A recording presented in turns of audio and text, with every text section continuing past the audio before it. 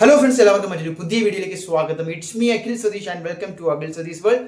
നിങ്ങൾ ആദ്യമായിട്ടാണ് ഈ ഒരു ചാനൽ കാണുന്നത്, വീഡിയോയിൽ എത്തുന്നതെങ്കിൽ തീർച്ചയായിട്ടും ചാനൽ സബ്സ്ക്രൈബ് ചെയ്ത് ഏറ്റവും പുതിയ അറിയിപ്പുകൾക്കും വിശേഷങ്ങൾക്കും വിദ്യാഭ്യാസ അപ്ഡേറ്റുകൾക്കുമായിട്ട് കാത്തിരിക്കാൻ ഞങ്ങളുണ്ടാകും.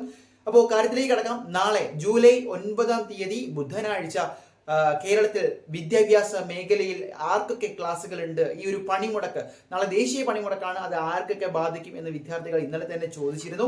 ഇന്ന് വന്ന രണ്ട് പ്രധാനപ്പെട്ട അപ്ഡേറ്റ്. ആദ്യം പറഞ്ഞിരുന്നത് വിദ്യാഭ്യാസ മന്ത്രി തന്നെ KSRTC ഇതിന്റെ ഭാഗമാകില്ല, നാളെ സർവീസുകൾ നടത്തുമെന്നാണ്. പക്ഷേ ഇപ്പോഴത്തെ KSRTC യൂണിയനുകൾ തന്നെ വന്ന് പറഞ്ഞിട്ടുണ്ട്, ഞങ്ങൾ എന്തായാലും നേരത്തെ തന്നെ നോട്ടീസ് കൊടുത്തിട്ടുണ്ട്, അതുകൊണ്ട് തന്നെ നാളെ KSRTC ഉണ്ടാകില്ല എന്ന് ഏറെക്കുറെ ഉറപ്പായി കഴിഞ്ഞിരിക്കുന്നു. അപ്പോൾ നോക്കാം, ആവശ്യ സർവീസുകൾ ഒഴികെ പ്രധാനപ്പെട്ട കടകൾ അടച്ചിടും. നിങ്ങളുടെ തന്നെ ടീച്ചർമാരിൽ ഇത്തരത്തിൽ ഈ പണിമുടക്കിൽ പങ്കെടുക്കുന്ന യൂണിയനുകളിലെ അധ്യാപകർ എന്തായാലും വരില്ല.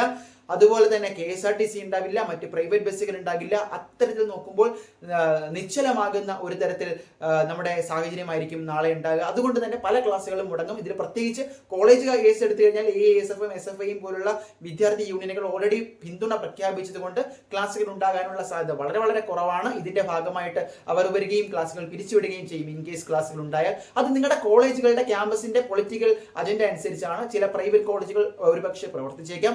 ഇനി അതുപോലെ തന്നെ റെസിഡൻഷ്യൽ സ്കൂളുകളും ഒരുപക്ഷെ പ്രവർത്തിച്ചേക്കാം. ഈ CBSE പോലുള്ള പ്രൈവറ്റ് സ്കൂളുകൾക്കും ഇതൊന്നും ബാധകമായിട്ടില്ല എങ്കിൽ പ്രവർത്തിക്കാം. പക്ഷെ അപ്പോഴും മനസ്സിലാക്കണം, നമ്മുടെ KSRTC ഇല്ല, മറ്റ് ഗതാഗത സംവിധാനങ്ങളില്ല. ടോട്ടലായിട്ട് നോക്കുമ്പോൾ നമ്മൾ ഈ വീഡിയോ കാണുന്ന വിദ്യാർത്ഥികൾ, പൊതുവിദ്യാഭ്യാസ സ്ഥാപനങ്ങളിൽ പഠിക്കുന്ന വിദ്യാർത്ഥികൾക്ക് അവിടെ എത്തണമല്ലോ, എന്നാലാണല്ലോ ക്ലാസ്സുകൾ നമുക്ക് ഇരുന്ന് കേൾക്കാൻ സാധിക്കുക, തിരിച്ച് വീടുകളിൽ എത്തണമല്ലോ. അപ്പോൾ KSRTC ഒന്നും ഇല്ലാത്ത സാഹചര്യത്തിൽ അവധിയാകാനാണ് സാധ്യത.